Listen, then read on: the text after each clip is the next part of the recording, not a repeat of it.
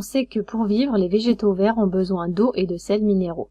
Avec cette activité, on cherche à comprendre par quel organe les plantes s'approvisionnent en eau et en sels minéraux. Pour ceci, ici on présente une racine d'une jeune plante et on voit ici des poils absorbants. On fait une expérience, l'expérience de Rosen. Ici, on prend 3 plantes. L'expérience témoin est dans le tube 1. On prend une plante, on place sa racine dans l'eau avec les poils absorbants et on voit que la plante vit.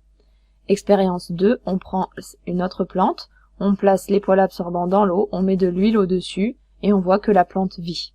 Expérience 3, on prend une autre plante, on la met dans un tube, seule l'extrémité de la racine est dans l'eau et les poils absorbants sont dans l'huile, on voit que la plante meurt. Cette expérience nous permet donc de conclure que si la plante meurt, c'est parce que ici elle a les poils absorbants qui sont dans l'huile, il n'y a pas d'échange possible, donc les poils absorbants sont bien le lieu d'absorption de l'eau et des sels minéraux.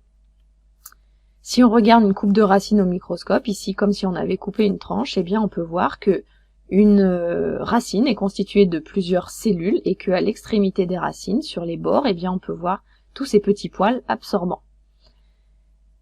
On nous dit ici dans le document 5 que une bonne surface d'échange, c'est une paroi qui est fine et qui a une grande surface. Quand on regarde le document 4, on peut voir ici que la longueur totale des racines d'un plant de seigle, une céréale, fait, si on les mettait bout à bout, 622 km.